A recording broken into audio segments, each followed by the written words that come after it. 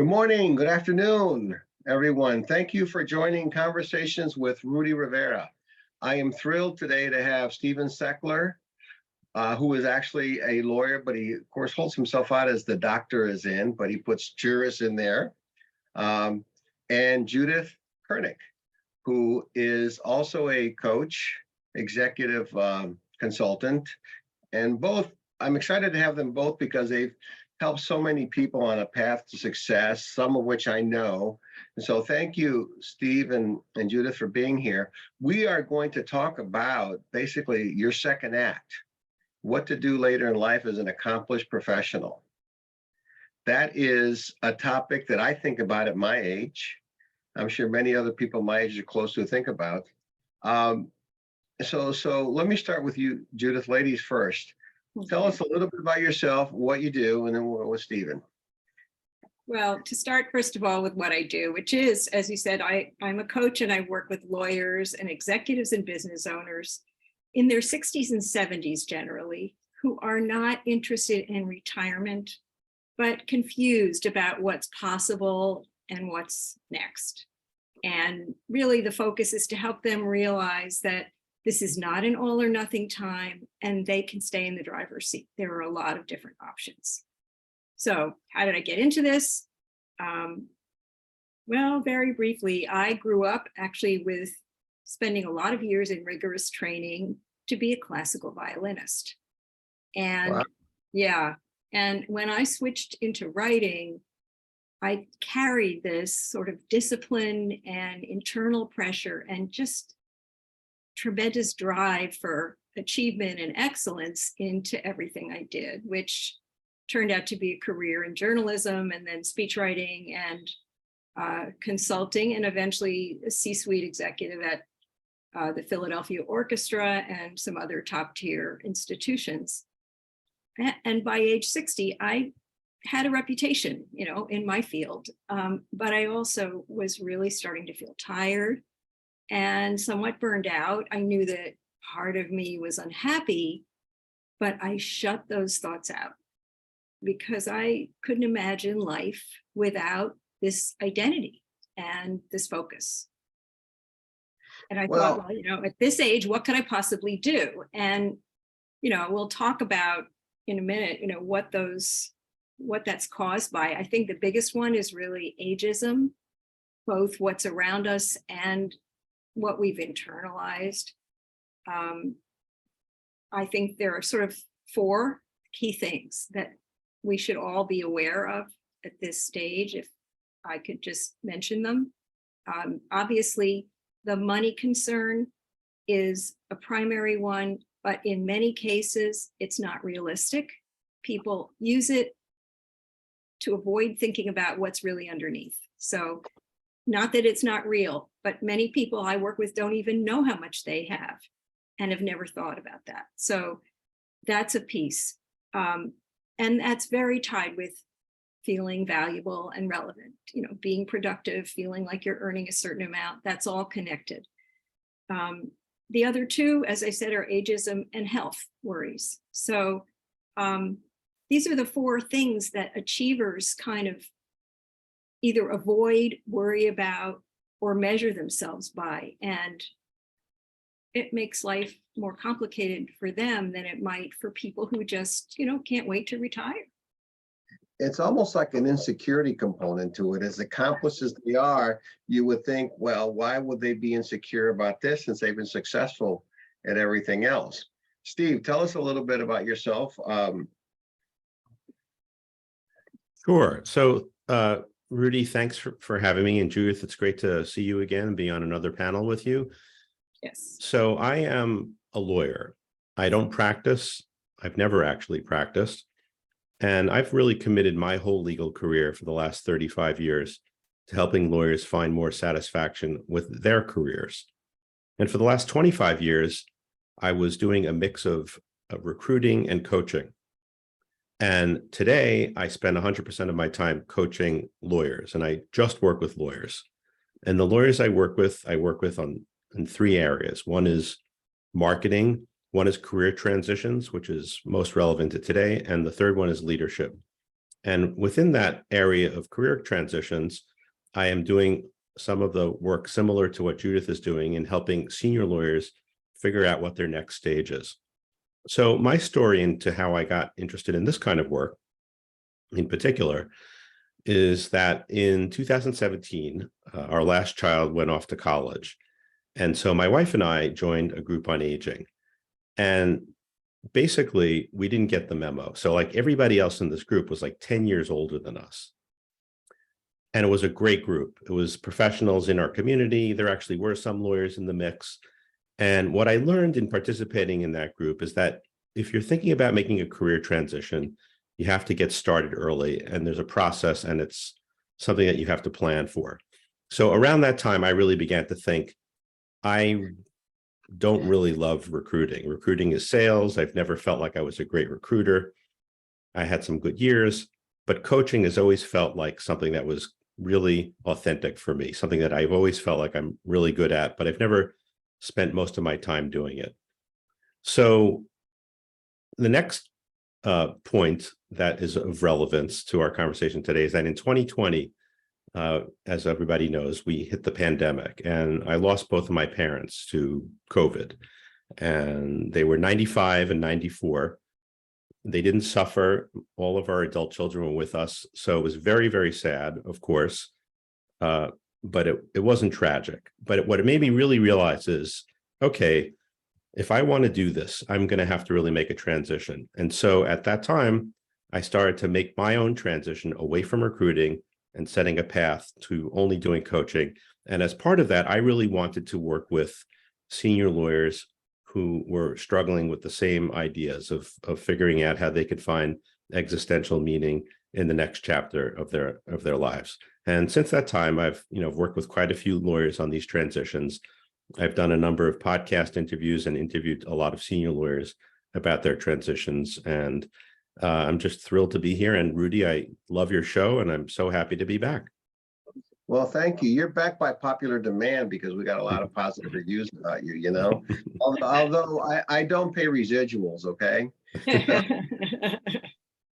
But why is it hard for successful people to shift their mindset to thrive into the next chapter? And then the second part to that is, how do you help them get there? Because, for example, I've known lawyers who wanted to change within the same field. Like, you want to be an estate lawyer, for example, but you did other work. And it's very difficult for them to turn down that other work. Developing other businesses, a fear factor there, the insecurity that we talked about a little earlier. So Judith, tell me, why is it hard for them to shift their mindset? Yeah, I do think you're right about that, Rudy. I felt this myself. It's not just lawyers. There's a certain group of us who have spent our lives very often doing a lot of training, putting time and dollars into training to become professionals, or investing. In my case, I work with business owners, investing in a company that's their baby. Executives who have really identified themselves and get tremendous fulfillment from the role that they play. And honestly, to go along with this, a lot of us, I should say, have certain characteristics in common. And there is this pressure to achieve, and also in a lot of cases to stay in control, and to really put your head down and keep going, to power through difficult situations. So we don't tend to listen to ourselves sometimes, or when there are other people involved, if it's a family member that says, gee, maybe it's time to slow down or whatever, it hits us in a vulnerable place. That's one side of it. I will say that the other side that I've experienced is that many of us still have plenty of gas left in the tank, because 60 is no longer what it was. And we'll talk about that, with the research later. But this idea that at a certain given time, we should suddenly feel and sort of begin to march off onto the golf course or whatever it is very old and in a lot of cases outdated. And that's what I mean by the ageism. So it's a combination of things, and it's different for each person. But, you know, there is a journey that you have to go through, recognizing that you're no longer exactly as you were. And as Steve said, many of us have gone through changes during the pandemic where, you know, the runway looks a little shorter. And so the question is, what do we want to do differently? And the problem for many people is they don't see it, to them, it's an all or nothing. They don't see that it's possible to make changes iteratively and intentionally so that you don't have to give up the things that matter to you. But a lot of what makes it possible is information, recognizing that possibilities are there, and as Steve put it, doing some conscious planning and getting to know yourself better and being willing to open yourself to this new stage in life. But you have to be strategic about that. And that's really where you come in. You show them how to be strategic with it. For example, when you said that you're, you know, a concert violinist and that's what you studied, but I think, because I've known some musicians who are very successful lawyers and successful in other areas, there's a discipline you learn from there that you can transfer into something else. And so I'm a big believer that whatever you learn, even if it's advanced basket weaving, it's not wasted, you know, on what you do. Stephen, what do you have to add to that? So, just to kind of add on to what Judith was saying, to getting information. So part of the information process that both Judith and I guide people through is getting out and meeting other people who have made these successful transitions. Because a lot of people who are very analytical, again, I work mostly with lawyers, are kind of lost in their head a little bit too often. And getting out and meeting other people who have gone through this, have made these transitions, have ideas, could be sounding boards, can be really helpful. Another piece of it is, as I was trying to raise in terms of what happened to me, the thing that I learned in our group on aging when I was just in my late 50s is leaving a lot of lead time. It takes a while to sort of figure out what your path is. And as part of that, experimenting with new things. So, you know, as you're going through life and maybe you might have a family to raise and you have financial pressures, maybe you don't have as much flexibility to experiment. But one of the really great things about this stage of life for people who are fortunate enough to get here and are healthy and have had reasonably successful careers is that you don't have to keep going with something. You could try things and then you can jettison them. You don't have to become a concert violinist. You could say, well, I played violin when I was young. Yeah. Maybe I'll pick it up again. And then you pick it up again and you're like, I'm not very good at this. I don't want to play violin again. Hello. Well, if you ask me, I would like to be in a rock and roll band, but I would have to learn how to sing first. And I may do that at some point. My son and I were on a road trip and we were singing, I was surprising you the same song I knew. And so we were singing Losing My Religion by REM. So that I posted that on LinkedIn and went somewhat viral. My son says, Dad, you're just weird, you know, but notwithstanding, what helps them get there? I mean, do you have to show them? I mean, how do you give them the epiphany, you know, that say you can do it? Because you've got somebody that's very set in their ways. And I can't tell you, I've talked to many people who say, no, that's what I learned. So I stick to what I know. They're reticent to learn something new. Who do you want to jump in here? Ladies first, of course. Go ahead. Well, not always, so, but thank you. You know, what I have found, Rudy, is that there is a process of self-discovery first. And people do enjoy having the chance and being held accountable for exploring who they are now. So I do a series of assessments and reading and things like that. But for example, when you talk about learning something new, before you even get to that point, I want to know what makes these people tick. And I want them to know that. So everybody works for a different psychic payoff beyond money. So, for Steve and for me, there's value. There's a real reward in making someone feel that they have improved their lives. We have a one-on-one, we're getting a psychic benefit from doing that. But somebody else might be needing to be a leader and need to go out and run something else, or they may need to have a public persona in a certain way. There's a whole set of drivers that are hidden and that we don't really know about ourselves. And part of my work is helping them look at what those are.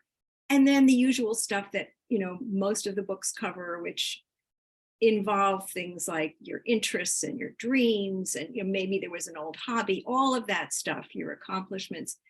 But what I find is that when you put it all together, and people do this in a very structured way in our work, they're really creating a checklist of what's important to them going forward. And they can look at combining their skills, as you said, which are transferable, and their interests in new ways. And for some people, it's about a new kind of work that is paid. Other people, they're ready to give back, and they didn't even know it until they gave themselves the time to really explore. So I agree with Steve that there's definitely a lead time. In my case, it usually takes about 6 months. And I really recommend people, the sweet spot that I work with people on is in that year before they think they have to make a decision, because the hardest part is feeling like you don't have a plan. You don't have to stick to it afterwards. You may, as Steve said, you go through lots of changes and you may find all kinds of things. But at least it's almost like having a business card for the day you make your announcement. Here's what I'm going to, and here's how you can think of me in my next stage. So you don't just drop off, because the social part of it is very important. You don't just drop out of people's lives. Well, the takeaway I get from what you're saying is that it's okay to change, but you have to start with a plan. And as you go through that discovery period of the 6 months, that you say, well, I want to be a salsa singer, but then now after I've explored it, maybe I want to be a salsa manager, or maybe I just want to make salsa. So Steve, it's not always about the money, is it? No. It's definitely not about the money most of the time. I mean, I interviewed a lawyer here in Massachusetts a few times and had him speak at one of my programs.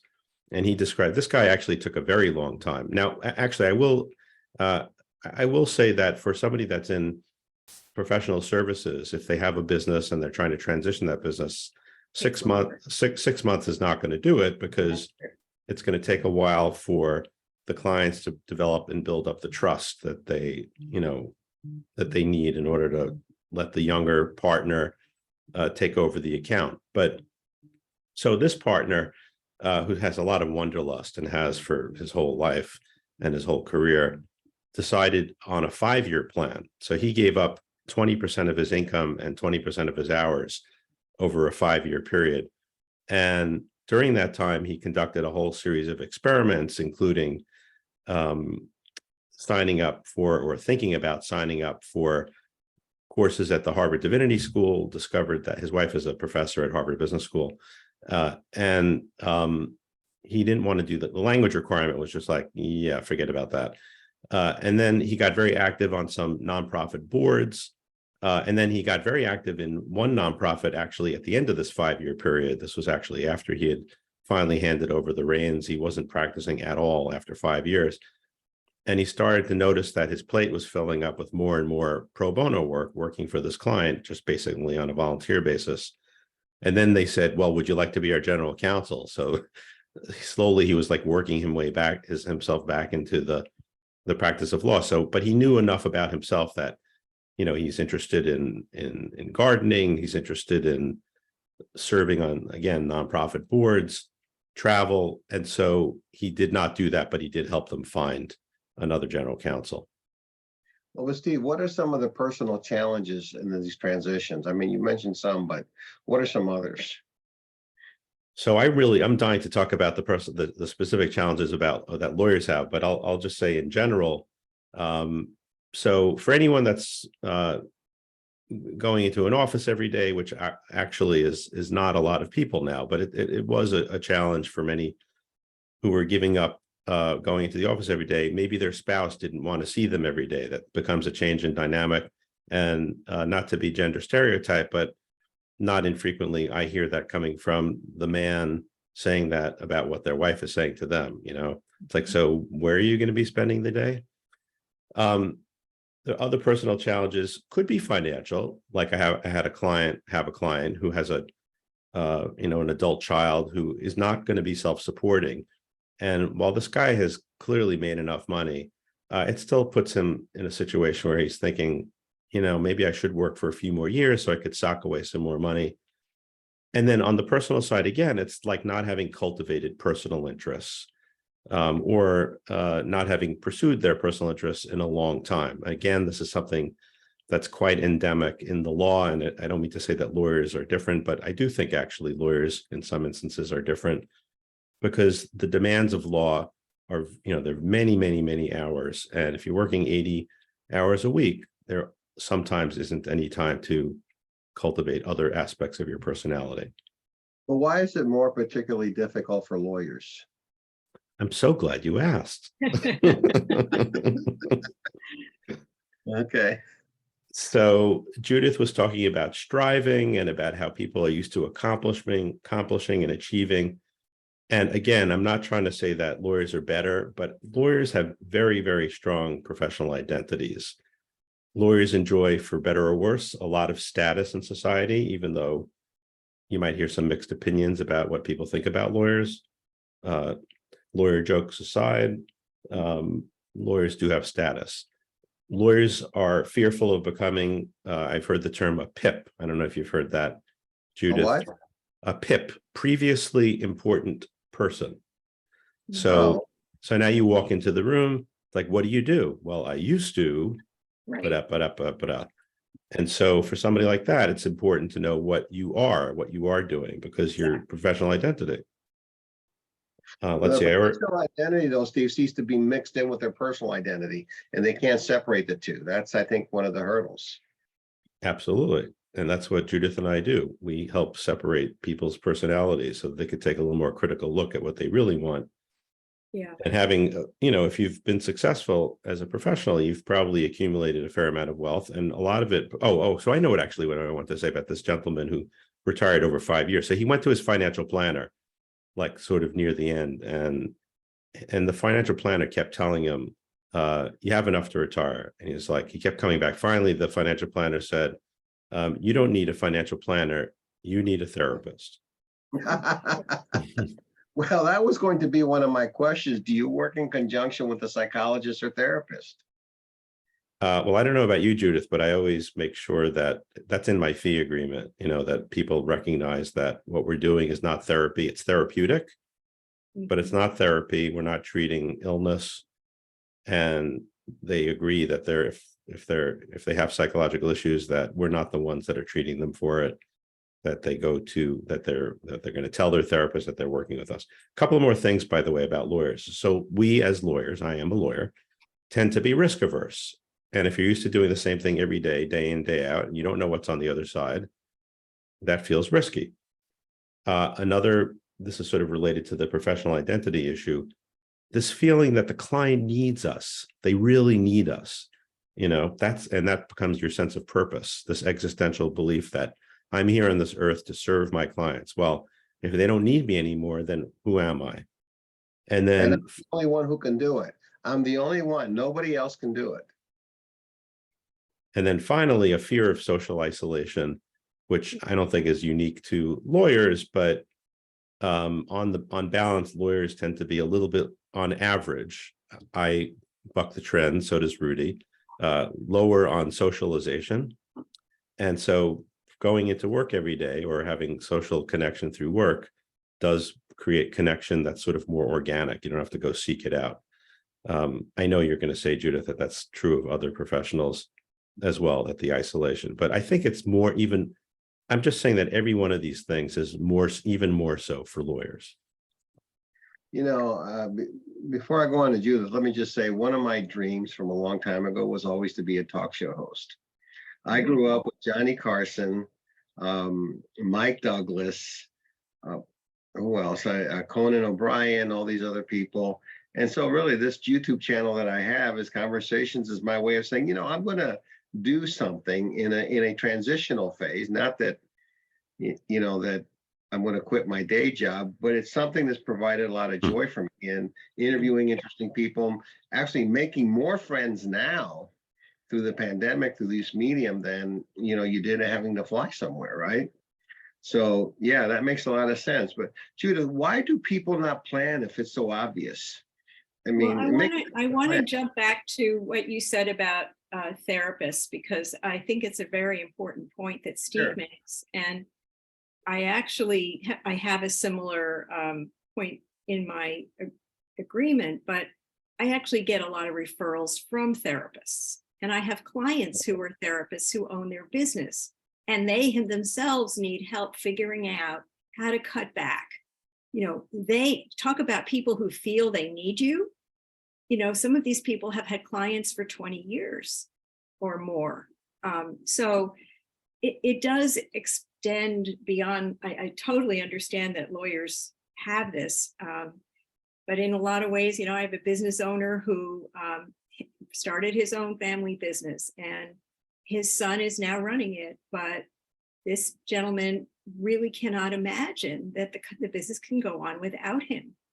And he has to go in every day because he represents a certain piece of, like, a face of the business, and everybody knows the business through him. So how can he possibly pull back? And so there are a lot of very interesting, perhaps not as obvious cases where there is an almost, you know, depth of identification here. And honestly, I do work with people who, with a family business, I work with both the person who is older and the other person, so we can set some boundaries. And often, in the case of lawyers and other clients who are very highly driven, I work with them and their spouse to figure out, what is this meaning to the spouse? What is it meaning to them? Again, it's not therapy. And I think the most important distinction to make is that therapy is about diagnosing a problem and having an expert solve it. Whereas what Steve and I do is really partnering with clients and helping them come up with their own solutions that we guide and support through various means. But we're not the ones with the answers. We don't expect to be the ones with the answers. Well, I think your role is to help them through the thought process so they can find you. Exactly. Because as much as people tell you things, there's an expression in Spanish, I'll translate to English, is every mind is a world. Beautiful. And you can always, you know, you can only guess at certain things by, you know, by what they tell you. But so again, why is it so hard to plan for it? I mean, we're taught to plan, but why is this something that's not planned for? I would say that there are so many factors again, but the biggest one is that it takes time. And, you know, we all know, many of us know the Peter Drucker, that model of the important and urgent, the important, not urgent, the not important, urgent, and the not important, non-urgent quadrant.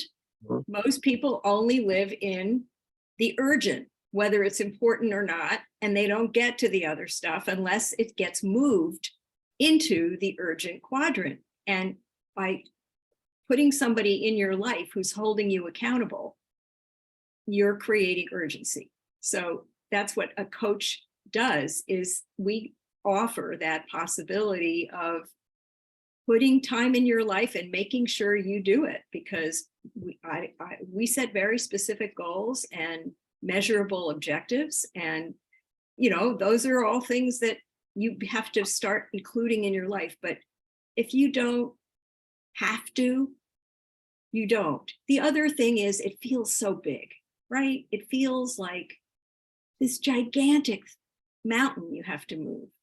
And I often say to people, if there's one thing you take away from talking to me, it's that you just need to start thinking now about what is one little thing you want more of and what is another thing you want less of. Take a notebook, start making those notes, and don't put the notebook in a drawer. Keep it out. I keep a notebook like that at my breakfast table, and just what is going on, and you can do this iteratively. In fact, I do have a, just to mention on my website, I can put up the link later. I have a little exercise that I start my clients with, that is sort of, what can you change now? What can you start to change now? And they don't have to be big things. So it's fear of having this gigantic process. And it's all those things we've been talking about that you don't want to face. Well, I also think they set the goal, they concentrate on the long-term goal way too much. So for example, if you're somebody who weighs 600 pounds and you think, I want to lose the 600 pounds, oh my God, and you think every day I'm going to lose the 600 pounds, Right. You say, I'm going to lose 5 pounds this week, I'm going to do this. So I think you have to have a series of short-term goals that are going to get you to that big goal. But I've seen so many people get frustrated. I mean, you played the violin. I did competitive judo for years.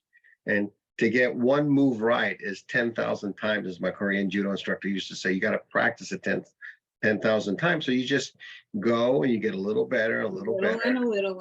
Yeah, in fact, there's a saying that I love, by the inch, it's a cinch. By the yard, it's hard.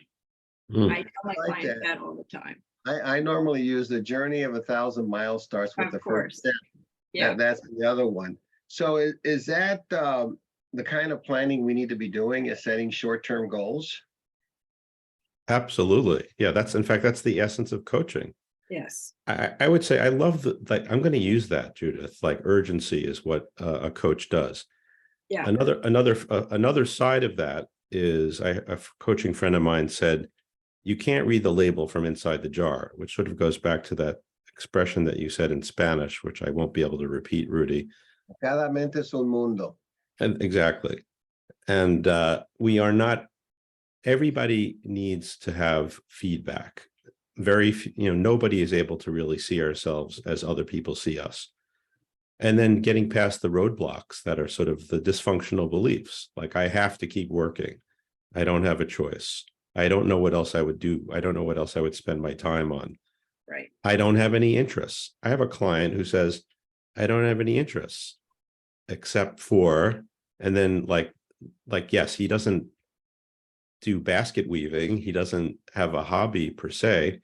He's like fascinated. He reads all the time. He's really interested in history. He loves travel. He's really into his grandchildren.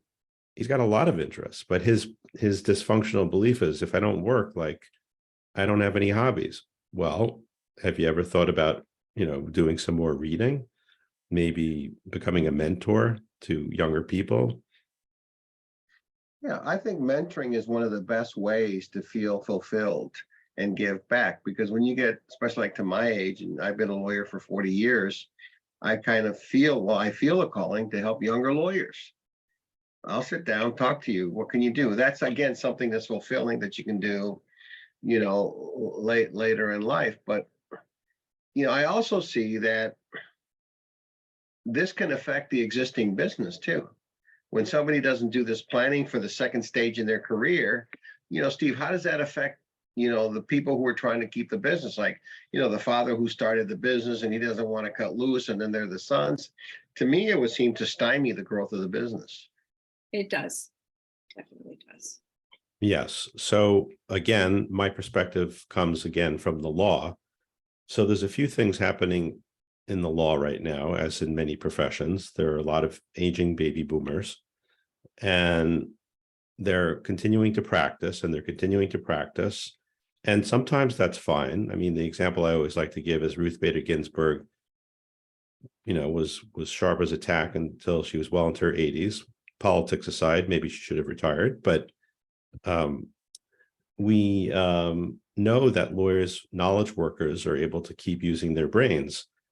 The problem is that will the clients start to lose some confidence, and maybe the lawyers that are practicing that long at some point, maybe they are losing some of their edge. So it's a very, very difficult issue. A lot of law firms are not dealing with this issue at all. And so there are examples of lawyers who have stuck around, and then the clients start to leave, or the clients, if they're business clients, they have a change in succession. They have a succession that occurs, and then the younger generation wants to work with their people. Whereas if the law firm had had the senior partner start to transition the business to younger partners, the firm might have been able to keep the business. That transition doesn't happen quickly. Law is based on trust. Clients hire lawyers who they know, like, and trust, and they're not going to suddenly go from trusting somebody that's been representing them for 10, 15 years to trusting somebody who's been representing them for 15 minutes. So they have to slowly build up that trust, and that takes time. So Yeah, it's the lawyers' sources of business also die too, or they get, so if you're 30 and you've got these clients who your contemporaries, let's say, as you get older, they're getting older. So the lawyer may not have any business at all. Forget about people going away. The ones he have may not be in the business anymore. And he can't make new relationships because he hadn't fostered them. He depended on his old relationships. So the other side of this is on the talent side. So, and I was in recruiting for many years, and I've had candidates who got, well, actually the most recent one was actually a coaching client. So a woman who had been practicing in a small to mid-sized firm for a long time, and the senior partner kept promising her she was going to get the business, she was going to inherit the business, and it just wasn't happening. So she left, and she took business with her. So if the firm, and it's not just law, but if a business doesn't, if the business has a hierarchy of in the case of law or accounting or another profession of partners who are coming up and they're not being given a chance to assume leadership roles, they may leave. That's not good for the business. Yeah, some companies have a rule that says you're either moving up or you're out. They don't want anyone who's stagnant, because I think it stymies people, who are basically wanting to do something, and they are going to leave. I can't tell you the number of stories I've heard where some lawyer is going to be the heir apparent, and the partner just doesn't want to give up any of the business, and dangling the carrot in front of them. But Rudy, I would just like to interject the situation of executives, because I think it's very relevant here that moving up or out, there is an in between here, which is what you're talking about, that has to do with mentoring. And the fact that if there's a continuity of leadership and a continuity of information, offering older workers the opportunity to pass things on in a way that works for them. So you might be offering someone a phased retirement, for example. That is something that many companies do not do formally, but more and more of them are doing it informally, and they're finding it to be beneficial on both sides. And there are a lot of older workers who would enjoy and be willing to give up even certain benefits in order to continue working in their role in a reduced time environment. So there are things that are changing here so that mentorship you're talking about is more manageable. But Judith, I've seen that quite a bit with some companies I have a close relationship with, some people I know in these companies, where the CEO retires, but he doesn't really retire. He's doing other projects. He's there as a source of knowledge, or she's there as a source of knowledge, and give them individual products. They don't actually leave, but they turn over the helm to somebody else. And so you've got really the best of both worlds. You've got talent coming up, and you've got for lack of a better word, the old talent hanging around, just to provide guidance if necessary. Absolutely. Yeah. We have an interesting question. And by the way, anyone who's interested in sending something in chat, please feel send it. But I wanted to interrupt because this is a very good question, a very good point. I started a firm, elder law and estate planning in a new community at 71, and I have been at it for 4 years now. What you are saying is absolutely correct. I have good business law, not because I'm great, just not enough lawyers in rural Maine. But I address this up front by talking to clients, and I don't try to talk about how this is covered, but if it's a challenge, my greatest need is the next time, the next me and the.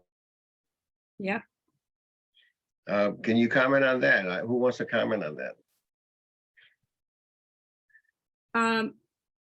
I think the interesting factor, by the way, Claudia, I think we spoke or emailed back and forth, so I'm glad to see you here.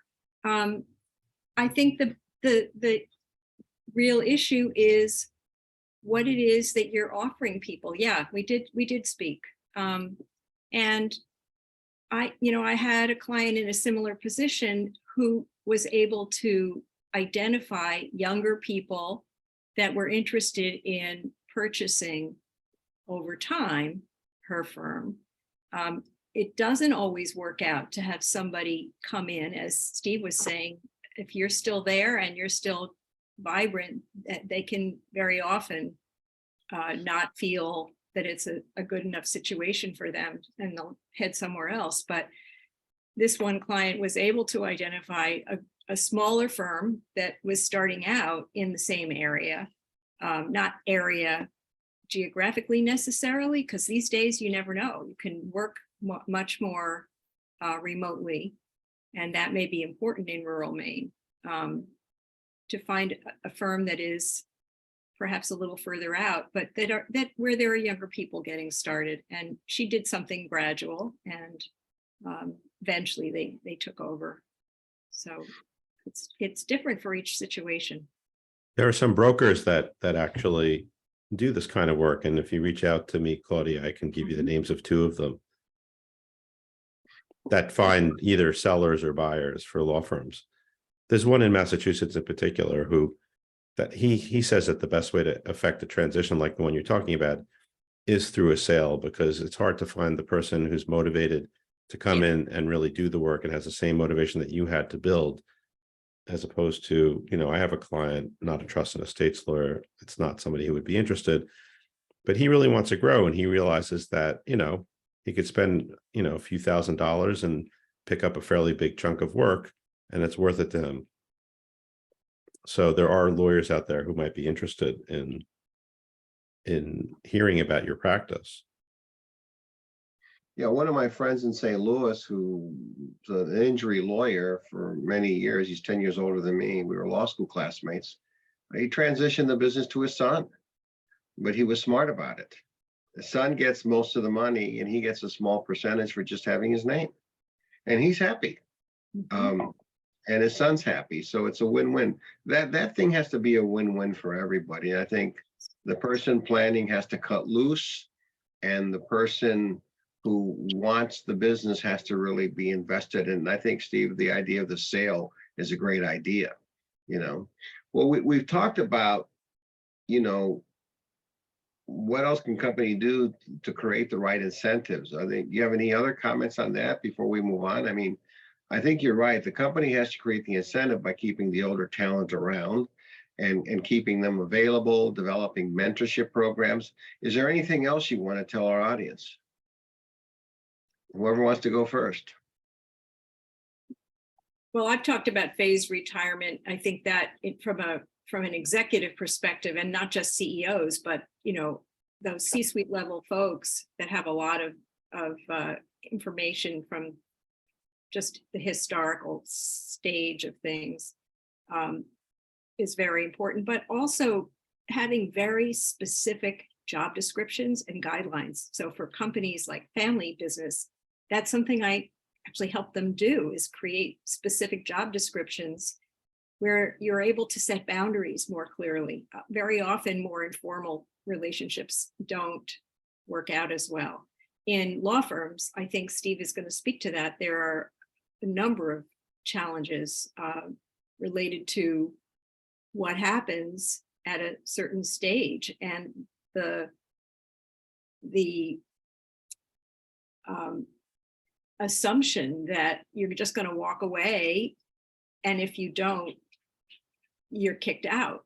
It's a terrible attitude that you live with, and the idea that you could create more of a runway for that that helps all of the lawyers in the firm makes sense. Steve, I think you were going to speak to some of those specifics. I think the biggest problem in law firms is that there's really, I think I alluded to it already, is that this kind of everybody's ignoring the issue. They're just not even dealing with it.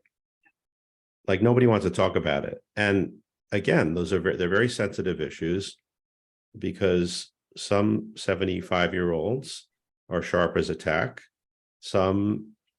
There are people, as we know, that have early onset dementia, hopefully that won't happen to any of us, but who knows? So they're very sensitive issues. And I think that having some kind of a structure where, there are firms that, like one firm I know, in a regional firm in the Boston area, their policy is that when the partners hit a certain age, and I think it's 67, 68, 69, I forget what the age is, they are asked to sit down with the managing partner, not to say this is what I'm going to do, not to say how long I'm going to be here, none of that, but just to start a conversation. And so that's a little bit less threatening, especially if it's the managing partner. Now, if the managing partner is 30 years younger than that partner, that's an issue. So sometimes having more of a peer having that conversation, or at least somebody that's not so far behind, and then having that partner maybe talk to people that have made the transition and have gone off and done other things and tried to figure out what their next stage looks like. I think in law firms, it's very possible, like for many knowledge workers, like Rudy was saying, to continue in some capacity. A lot of my senior clients, a lot of what I hear, a very, very common theme is like, I don't really want to be involved so much in the day-to-day drafting and negotiation, but I'm very happy to be high-level strategy, coaching, mentoring the up-and-comers so that they can really continue to elevate. That's a very positive way to approach it, because then you're building capacity, you're making the transition, and you're staying very relevant. Being a brand ambassador for the firm, I forget which one of you already said that, but sort of being out there and speaking, and that's whether it's a law firm or a business or whatever, where you're doing things that are helping to elevate the visibility and the stature of the company, firm. But then there are people that sit on nonprofit boards. There are some lawyers that do want to get out of the practice, some that start doing pro bono work. We have a program up here in Massachusetts called the Access to Justice Fellows Program. It's been around for about 10 or 11 years, and they get a whole cohort of senior lawyers to do pro bono work. And then they have also a social component to it where they get together, they meet with each other, and they discuss their cases. Travel, again, is very, very common. I hear that a lot from my clients. And new hobbies. But new hobbies could be old hobbies. One thing I didn't mention, in 2017, when we went through that group on aging, I went out and bought myself a Martin guitar after that. I've always wanted a nice guitar. So I did start playing. I got a little sidetracked a couple of years ago with the pandemic. And so I've fallen off the wagon again. But it's there sitting in my living room waiting. Well, Guns N' Roses may be needing a new guitarist. I think Axl Rose and Splash had a falling out. Okay. So keep practicing. Judith, there's some interesting research that you and I talked about early on, right? Basically around our health. Can you tell us about that? Yeah, and to set the stage for this, even back in 2019, Dr. Linda Fried, who's the Dean of Public Health at Columbia, was saying that we're in the midst of a demographic revolution, and we've added a new stage to human life that's after middle age, but before old age. And that is this 55 to 75 or 80 years old stage. And many of us in that stage can expect to live another 25 to 30 years. And that's a full third of our lives. And if we've had the benefits of good public health and good education, which of course not everyone has, but many high achievers certainly have, we have the physical and cognitive abilities of people 10 years younger. So there's a productivity extension going on here. And that's what I was referring to earlier about having a lot of gas left in the tank, but having this number 65 sitting in front of you that is no longer really relevant. The other big piece of news before we get to the rest of the health part is that because of this new stage thing and the idea that retirement is not interesting to a lot of folks in this stage, there's a new sense of intergenerational workplaces.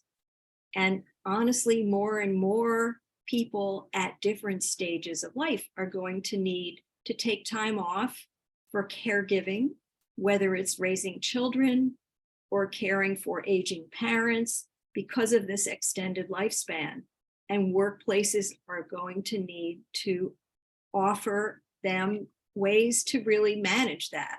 So we're going to be seeing a lot of this change as the lifespan extends that is going to be happening for the younger people that we're talking about as well. People will take sabbaticals.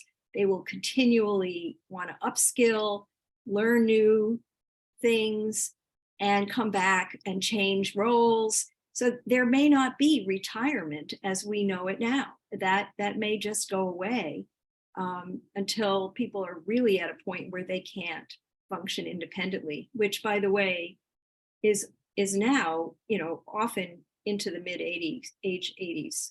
I have a client who runs his own law firm. He's 84 years old and he is going strong. So,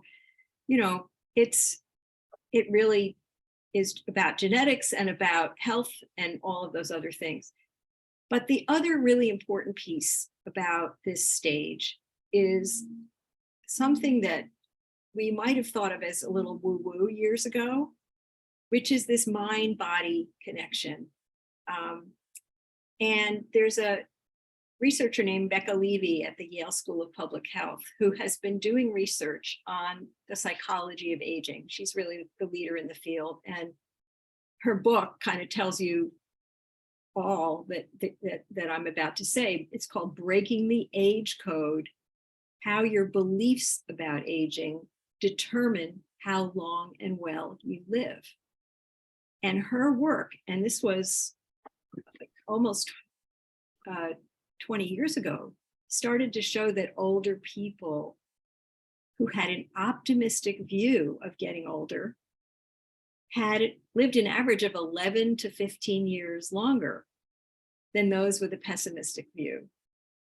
And that's been reconfirmed by newer studies. The other one that blew my mind. Yeah, I think that's true with even people who are sick. A positive attitude goes to, and there's studies on that, according to the Mayo Clinic, that people with positive attitudes are going to tend to get better more and faster. And that's something that really surprised me. Yeah, I don't think it carries all the way through. You start to tell cancer patients, you got to be positive, and if you're not positive, you're not going to. I think there's a limit to that, but you're right. There's certainly tendencies, but when you get into the predictive side, the one that really blew my mind had to do with Alzheimer's. Dr. Levy did this research with people who have a genetic risk factor for Alzheimer's. And what she found is that those people in that cohort who had a more positive attitude were 50% less likely to get the Alzheimer's than people, again, with the same genetic risk factor, but had a negative attitude. So it's an amazing kind of neuroscience time that we're living in, recognizing the connection between your attitude and your health. Yeah, my daughter's a neuropsychologist, and she says the same thing, what you said, what you're saying now. Yeah, Steve, go ahead. Oh, I was going to make a stupid joke. Yeah, repeat the title of the book. I'm going to put it in the chat. Okay. You want to make a joke? Come on, Steve, don't deprive us of a joke. I was just going to say I better change my attitude. It's funny because in my mind, I feel like I'm 19. So 60s the new 50, 70s the new 60. Well, that just came out too, Rudy. The fact that that brain scans confirm that those who feel younger, actually their brain scans look younger. It's crazy. Wow. I mean, I have to say that, we all have our life circumstances, but really, what I went through with the pandemic really changed me. I have a much more positive attitude, actually, about everything. Yeah, it's like, okay, now I get to do what I want to do. So, but I'm also from New York, and I'm Jewish, so it's kind of like a double whammy. You're pushy, huh? Right. So, I think you're right about that, Steve. That you can choose, and you deserve to choose.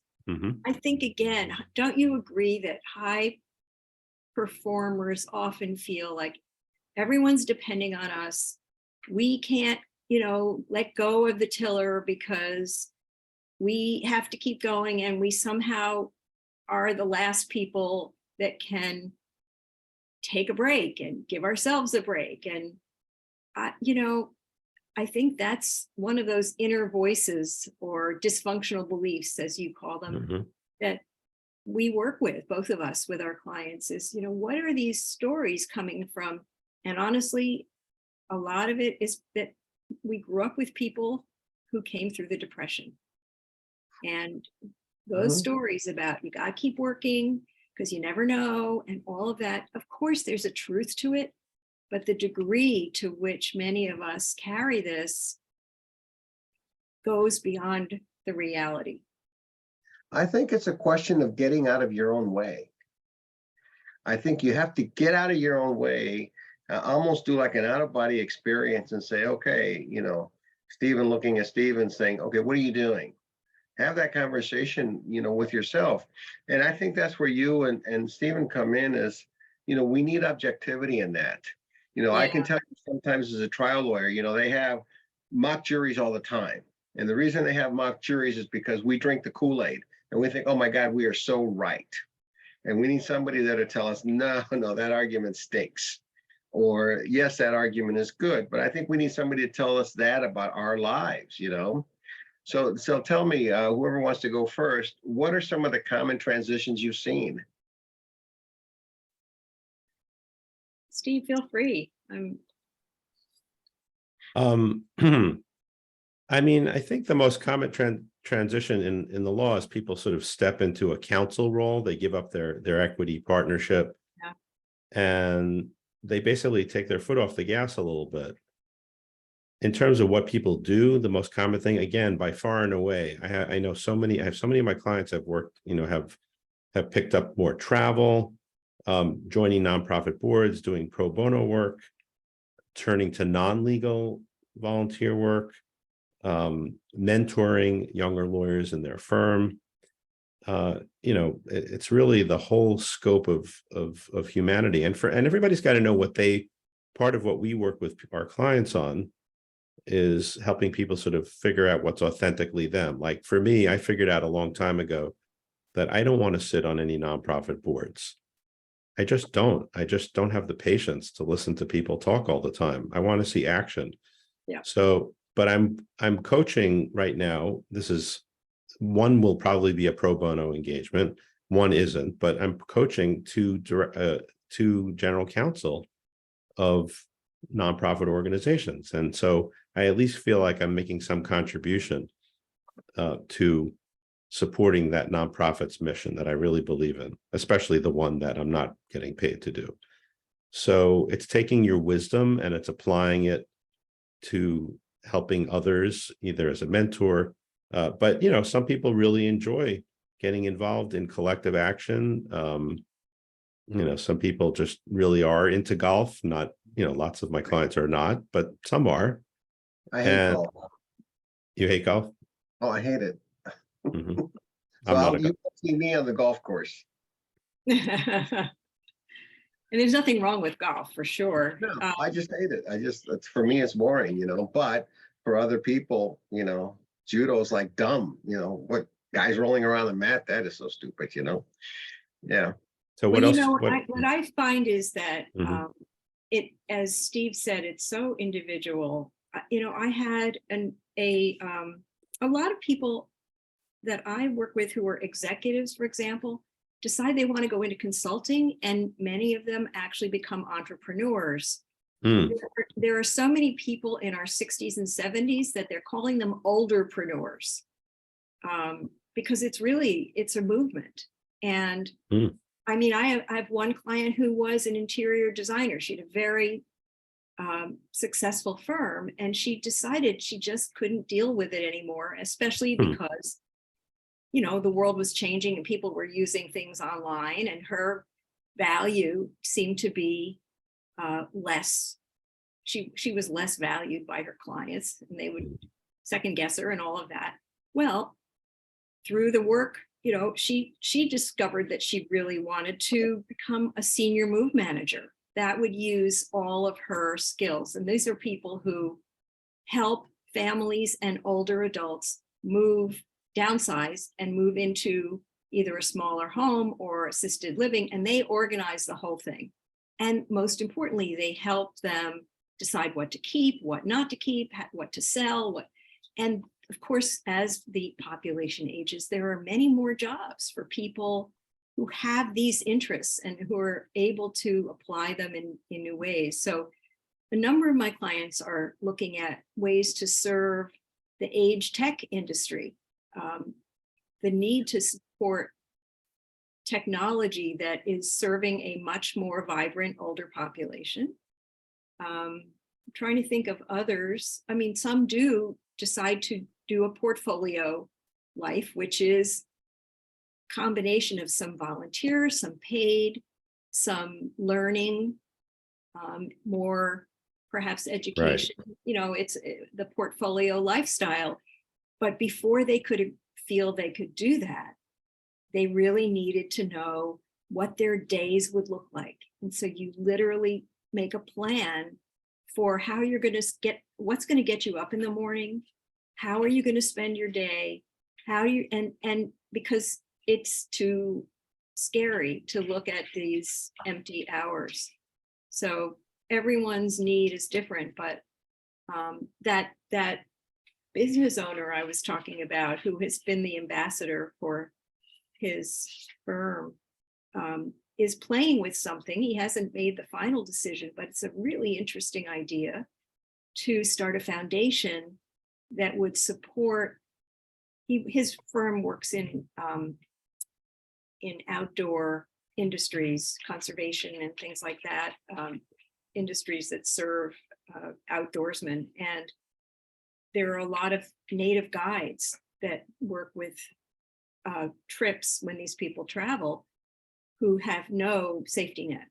And so he is floating the idea of a foundation that would provide a safety net for these guides, for fishermen and people that go to countries where this is their livelihood and they have nothing. So he's very excited about that. And at the same time, creating a new, very specific job role with his company that his son now runs. So you almost have to feel rejuvenated. I almost think Yes. you need a rejuvenation.